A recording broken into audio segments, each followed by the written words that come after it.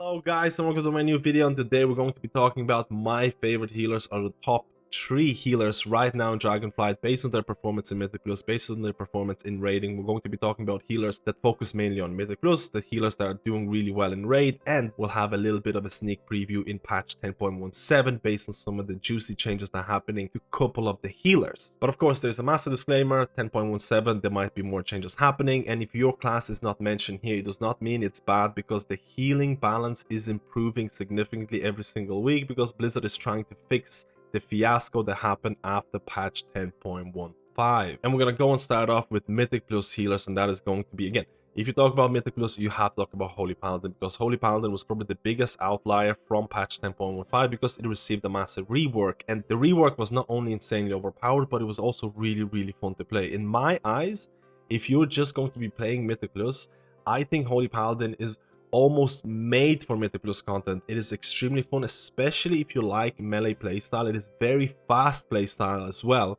You're going to be pressing buttons a lot of the time, and the difference is that those buttons will feel impactful. The fact is that Holy Paladin provides some of the best spot healing that is available in game right now when you compare it to other healers who don't really have those capabilities. And when you look at Mythic Plus content, there is a lot of spot healing required in a lot of the dungeons. So playing Holy Paladin right now, if you enjoy melee playstyle, is going to give you the best, or one of the best chances of success if you're looking to push Mythic Plus. Because look at this, you provide so much spot healing, you have so many cooldowns or short CD cooldowns, things like Divine Toll, things like Daybreak. And for example, if you don't have Daybreak, if you don't have Divine Toll, things like Holy Prism in Mythic Plus content can provide a lot of healing if used correctly. And because of the plethora of buttons that you have, which can be a good or a bad thing depending on how you're going to keep buying them, you will always have a button available when basically shit hits the fan. And that makes Holy Paladin a very user-friendly, I don't want to say it's the easiest healer to play, because there is a lot of buttons to press, there's a lot of ways to min-max your damage, there's a lot of ways to min-max your glimmers in order to DPS, in order to heal.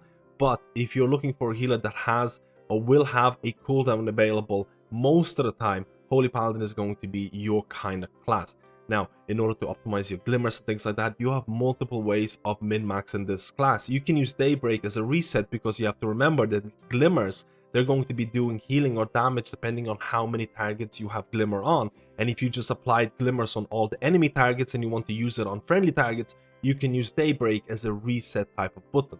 So not only you have unmatched spot healing, you have insane burst AoE healing capabilities as well, with things like Daybreak, with things like Divine Toll, depending on how you're going to use them. You also have continuous healing with Tears Deliverance and Hand of Divinity, because you can use Hand of Divinity to extend Tears Deliverance with 2 Holy Lights. And did I mention, if you use Daybreak, you're going to get Rising Sunlight talent procs, which means your Holy Shock is going to have machine gun type of playstyle, which is immensely fun to use in Mythic Plus content and in raid situations. And in my personal opinion, Holy Paladin actually resembles that ineffable truth Holy Shock Holy Paladin back in BFA days, because you can get a lot of those Holy Shock resets, especially if you have a lot of glimmers, because of Glorious Dawn talent. And you can just go Holy Shock, Holy Shock, Holy Shock, depending on your look. And honestly, it feels really fun to play both in raids and Mythic Plus content. In terms of raid healing, we can go to Aberus. This is Mythic 75 percentile, just to showcase some of the HPS values. Again, this chart does not showcase damage reduction, and again, you have to remember Holy Paladin with Devo, Aura, and Aura Mastery provides a decent amount of damage reduction, which is not going to be showcased here. So if you're playing Holy Paladin with the hopes of topping HPS meters in raid, Holy Paladin is probably not going to be the easiest healer to do that, because it received so many nerfs from the inception of the rework since patch 10.15. Like an insane amount of HPS nerfs. It's still doing quite well, being mid-tier healer with a damage reduction cooldown. Again, Holy Paladin also provides a decent amount of passive damage. If we look at some of the passive damage that healers can provide, and this is in raid, you can still see Holy Paladin is doing well. Again, there's going to be nerfs to Holy Paladin damage coming this week and things like that, so it's going to fall a bit. Don't look at these HPS or DPS numbers completely, because there's a lot of cheesing here. It's just to showcase which healer is doing well in terms of DPS. Just a very general consensus. But Holy Paladin provides a very decent amount of HPS, has a damage reduction cooldown, and provides passive damage, which still makes it a very solid pick in raid situations, and pretty much still an S tier healer when it comes to Mythic Plus, because in my opinion, the whole rework for Holy Paladin was made for Mythic Plus content, with that spot healing, with that burst AoE healing, with continuous healing. It has a lot of utility, it has a bile res, it has immunity, and it's extremely tanky. There is so many reasons to play Holy Paladin. It's not only because it's overpowered, because it is really fun to play.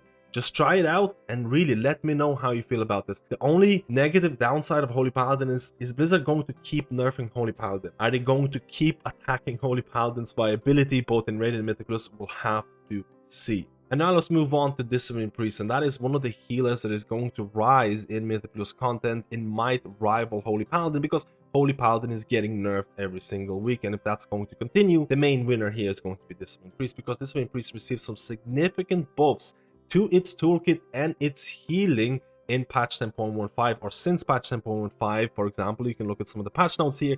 You can see Atonement heals for 40% of damage done, used to be or was 36. This was a significant buff to the HPS of Discipline Priest, which honestly it needed. And then this Holy Priest change also impacts Discipline Priest, which makes Rhapsody or Holy Nova an impactful ability to use, especially if you can get that high stack Holy Nova with your Twilight Equilibrium procs, and you can do some incredible damage. So overall, right now, Discipline Priest is looking to climb and climb. Again, I mentioned multiple times that Discipline Priest viability is also going to depend on what is going to be the comp. Do you need double priests? You need at least one priest in that Mythic Plus environment, because you need Master Spell, even though Master Spell has been nerfed, or at least dungeons that required Master Spell, some of them have been nerfed, because Blizzard is kinda aware of the fact that Master Spell is really strong. And just as I'm editing this video, Blizzard has also decided to nerf Mind Suit, which is a pretty big deal depending on which dungeon you're doing. But just like Master Spell, there's still going to be cases where Master Spell and Mind Suit are going to be worth using, but Blizzard is definitely attacking Priest utility. And this is partly why I would still place Holy Paladin as the king of Mythic Plus and Discipline Priest as a possible replacement. Discipline Priest is becoming more and more used in high-end Mythic Plus content, because it is really fun to play. You have to put a lot of effort in terms of to play Discipline Priest in order to provide a lot of AoE healing, in order to provide DPS. Again, in my eyes, Discipline Priest is rising or becoming the best DPS healer in the game right now, because of the fact Holy Paladin DPS is getting nerfed. And especially if you consider the Discipline Priest DPS overall contribution plus PI or Power Infusion, this is looking really strong. And again, Holy Nova was buffed extremely with that Rhapsody change, which means that your AoE damage is also going to be a lot stronger. Discipline Priest is going to provide a lot of damage. It's going to provide Master Spell, it's going to provide Soothe, it's going to provide external PIs. It is going to be lacking that interrupt, which can be really awkward, and it is relatively squishy depending on how you're going to build it. But overall, Discipline Priest is definitely picking up steam in terms of being very popular. I think a lot of people are trying out Discipline just because it is a fun ranged healer. It is a ranged healer, but you still have to step into a melee in order to use that Holy Nova, depending on how many stacks you have. There's a lot of ways to optimize it. A lot of people who might not like Holy Paladin might swap the Discipline Priest to try out the playstyle. I do have to say that the 4-set bonus is absolutely mandatory. Instant cast radiances are so fun to use. I honestly have no idea how Discipline Priests are going to feel like in the next year when that 4-set bonus is going to be gone, because I am so used to that instant cast radiances. But on the flip side, I still think Discipline Priest is a lot harder to play than something like Holy Paladin. I still think you need to really practice Discipline Priest in Mythic Plus and raid situations to have similar numbers to that of Holy Paladin. You still have to really anticipate damage. You have a lot of ways to respond to damage with instant cast radiances and things like that. Rapture feels really impactful. There are multiple builds for Discipline Priest depending on which key or how high of a key you're attempting, but this overall will still require more effort, in my opinion, than Holy Paladin in order to really min-max its potential, but that might come with time or with practice of this class. And lastly, let's look at some of the healers or healer that is performing really well in raid situations. And this is for people who want to top HPS meters, and that is going to be Restoration Druid. Right here, you can look at Abbers. Again, we looked at this chart before in terms of mythic performance. Again, this is only showing HPS, but this is 75 percentile in terms of mythic Abbers, and you can see Restoration Druid are marginally or can be considered as the best HPS healer, and that is to do with some of the new talents that were introduced in 10.15 in terms of like Rising Light, Falling Night, and things like that. Again, Resto Druid, if you know how to ramp properly, if you know how to use your cooldowns, it's going to be one of the best HPS healers. It does not mean it's going to be a type of healer that every single race to world first guild is going to need, but if you're someone who's looking to look good on those HPS meters, Resto Druid is going to be your #1 choice. Why did I pick Restoration Druid to include in this video? It's mainly to do with the fact that they're receiving some significant changes in patch 10.17. They are getting some new talents, and those talents are looking to, in my opinion, fix some of the glaring issues with Resto Druid in terms of responding to single target healing or responding to AoE healing, and that is including Grove Guardians. Now, Grove Guardians, I made a video about this. I made a video about how it feels to play in terms of what it provides. Grove Guardians is going to allow you treants which are going to heal for you. They're going to be really helpful in terms of what they provide, because they're going to cast Swiftman, they're going to cast Nourish, and if you spec into Wild Synthesis talent, they're also going to cast Wild Growth, and you can, for example, use all of them at the same time. They have a 20-second recharge and they last 15 seconds.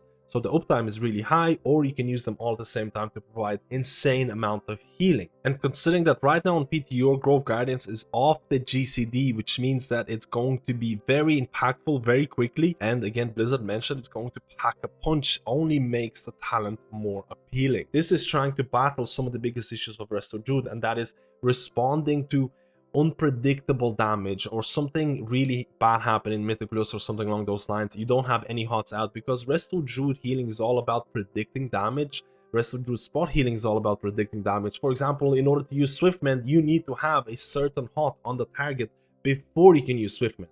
That requires you to really pay attention. And this talent, in terms of Grove Guardians, in terms of Wild Synthesis, could really help you with, oh crap, something really bad happened, I need AoE healing, I need single target healing, I don't have a single HOT out there, I'm gonna press Grove Guardians to help me out. And I think that could be, this might be a little bit of a copium coming from me, but I think that could be really impactful in terms of making Resto Druid feel more impactful or easier to play. Of course, this has led to some changes to Resto Druids that people are really not happy about. For example, they did nerf the overall healing of Resto Druid to make Grove Guardians feel impactful, because again, I might not agree with all the changes here, but I can see where they're coming from, because you have to look at, they want Grove Guardians to feel really impactful and do a bunch of healing, but in order to do that, they need to nerf Resto Druid, because Resto Druid is already doing so much healing.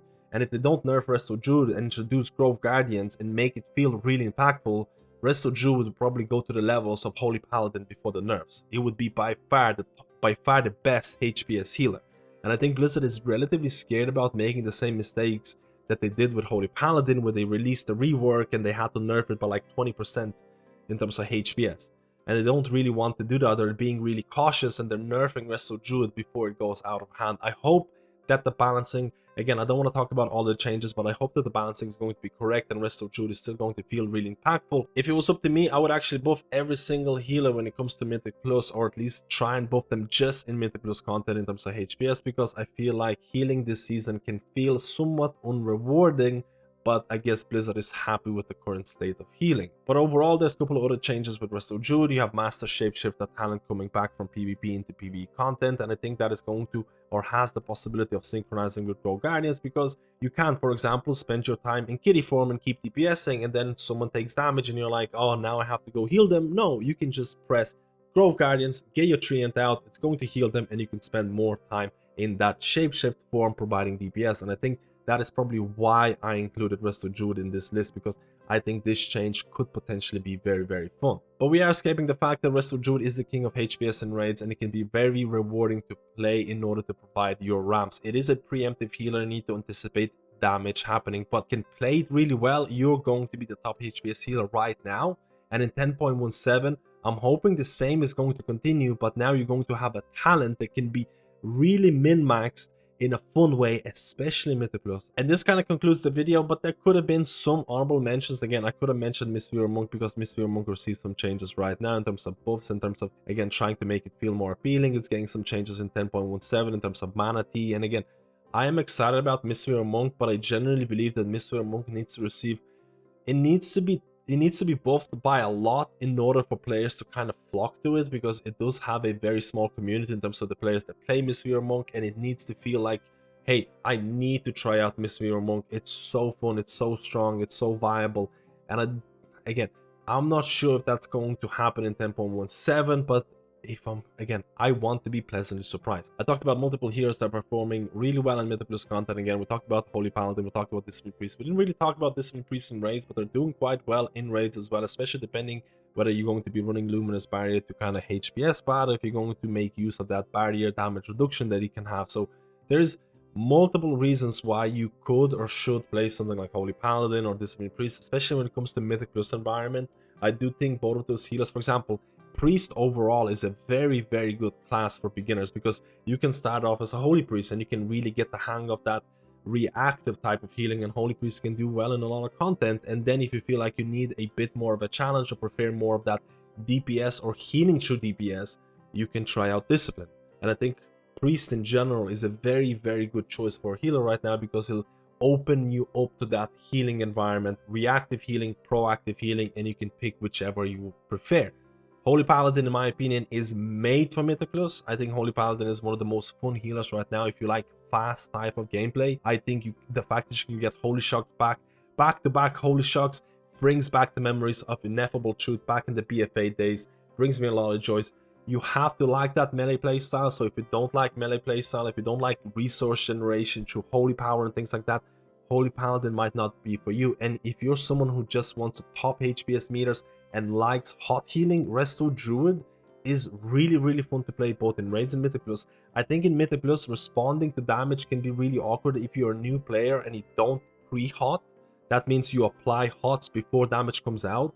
And in order to do that, you kind of need to know the damage pattern. So if you don't know that, Resto Druid can actually be quite difficult to play. A lot of people think Resto Druid is the easiest healer, but to actually min-max your Resto Druid, it requires a lot of time and requires a lot of knowledge. At least that's my opinion. But I'm most excited about Resto Druid coming into 10.17 because of that Grove Guardians, because of the Wild Synthesis change, because of the Master Shapeshifter. I think they could all work really well together, especially when it comes to Mythic Plus content, because I think Resto Druid needs more help in Mythic Plus than it needs help in raids, because in raids it is the HPS king if you want to top HPS meters. Guys, let me know how you feel about this video. Let me know which healer I should have included in this list.